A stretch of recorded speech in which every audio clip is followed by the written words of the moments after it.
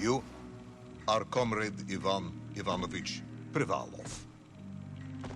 In 1961, you were selected for the Shukovgrad Internaut Exploration Programme SSSR.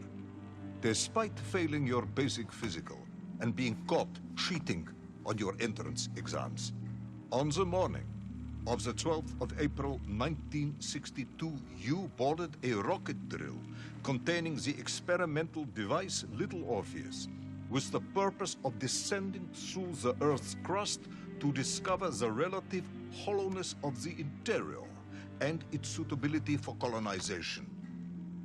No, you've lost me, General. Did I do what? You and Little Orpheus were dropped into an extinct volcano to drill to the center of the Earth and find out if we could establish a city there. Note, if you will, that this date is over 3 years ago.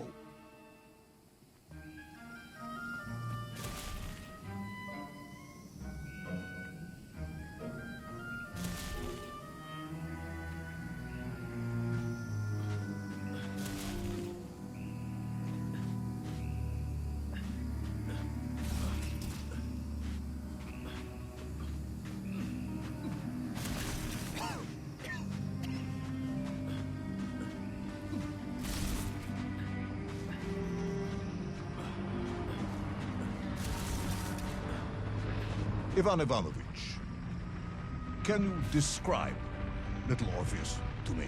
Of course. It was large and round and had something of a disagreeable smell. I was referring to its technical specification.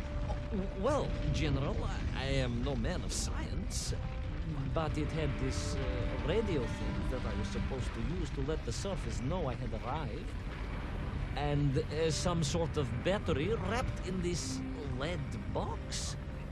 But I was told to not touch anything under any circumstances, and I did notice the engineers who worked on it were quite a shifty bunch.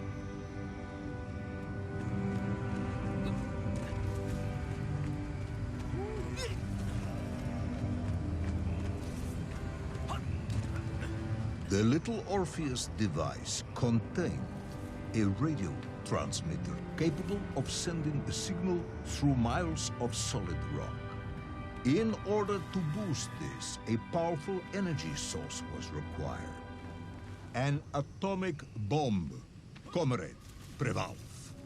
An atomic bomb that you have lost somewhere below the Earth's crust. Ah, yes, that bomb. Of course, General. I can explain everything. But it is a long and somewhat complicated story. And let me assure you, this is not a case of milking chickens. But you won't understand where your bomb and Little Orpheus has ended up unless I start at the very beginning and you let me tell you where I've been for the last 3 years.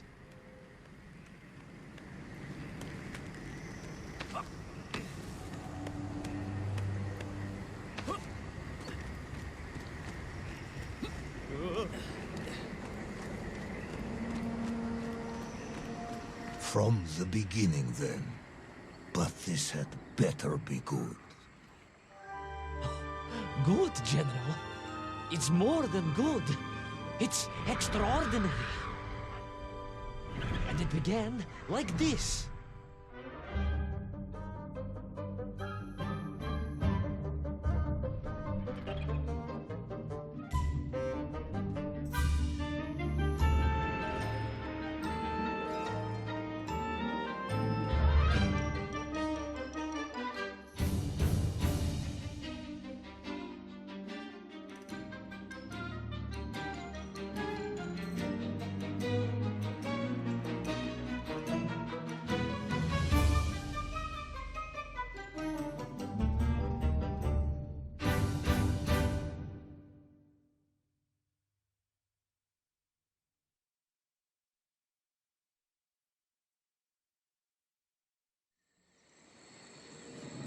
An extraordinary sight. I realized this must be the fabled land of Plutonia. as documented by the brilliant scholar Obruchev. A trail of destruction carved by the rocket drill led down into the wild and mysterious jungle. The rocket drill itself must have snapped in half somewhere below Kamchatka, and little Orpheus bounced out and became lost in that prehistoric forest. If I was ever to get home, my mission was clear: to find little Orpheus.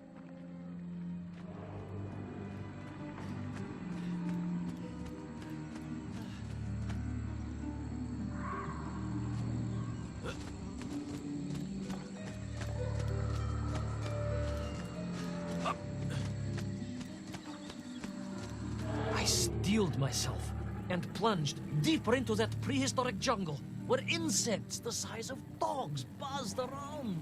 Dogs. What sort of dogs? I beg your pardon, General? Large dogs or small dogs? Big like an ovcharka or small like a barlonka? Does it really matter? Of course. Detail is all important. Ovcharka then, General. The size of an ovcharka. I find it very hard to believe. Would you find it easier if they were the size of a balanka? No. But I am enjoying your attempts to persuade me.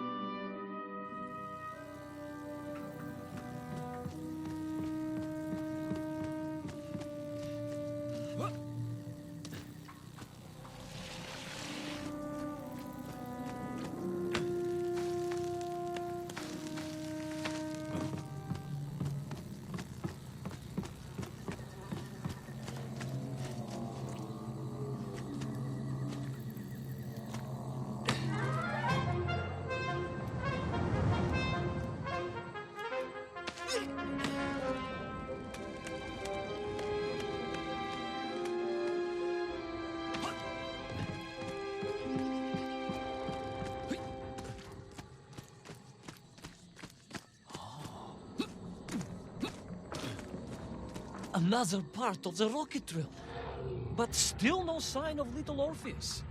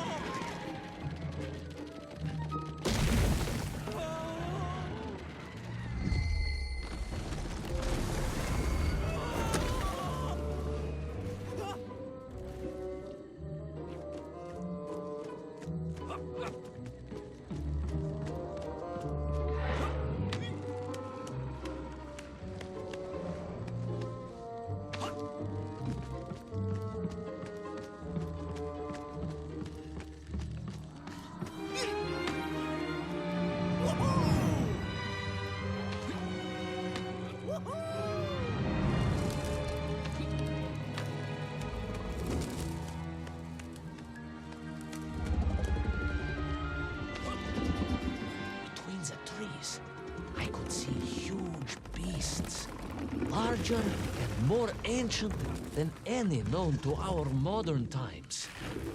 Could it be that Obruchev was right? And deep below the Earth's surface, prehistoric monsters still roam freely? Yes, but little Orpheus.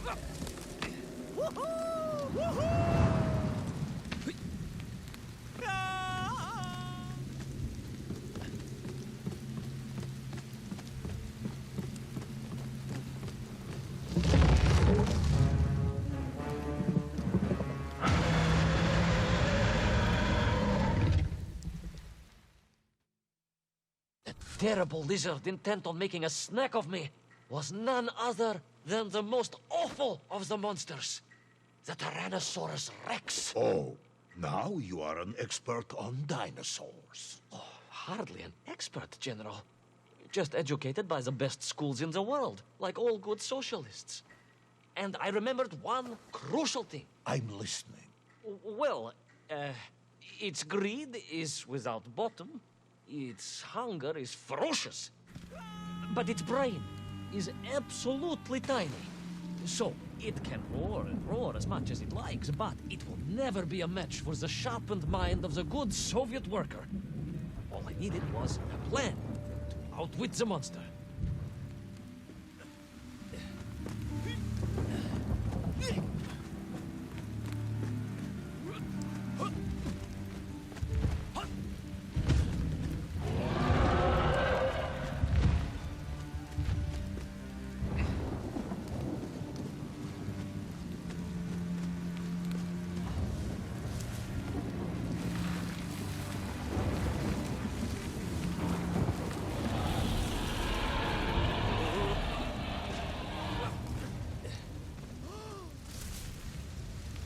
Imagine my shock and surprise to find in that clearing the last part of the rocket drill.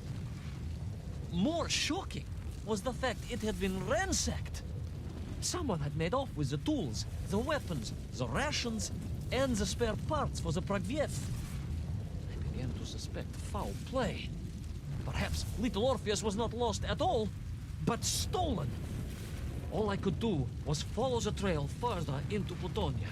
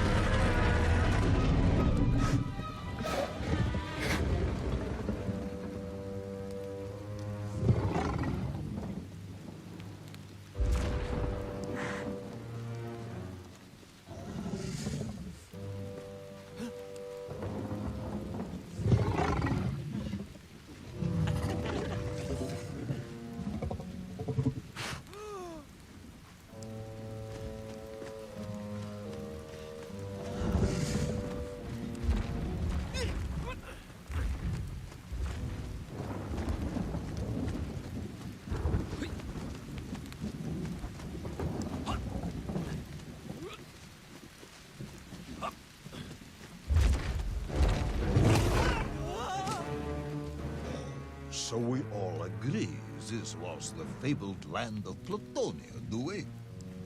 I don't remember accepting that. I will admit it might not have been Plutonia if you are prepared to accept the dinosaur. This isn't a negotiation, Ivan Ivanovich. General, you can disagree all you like, but there's very little you can do to persuade me it wasn't a dinosaur. I might not be able to persuade you, but I can always have you shot.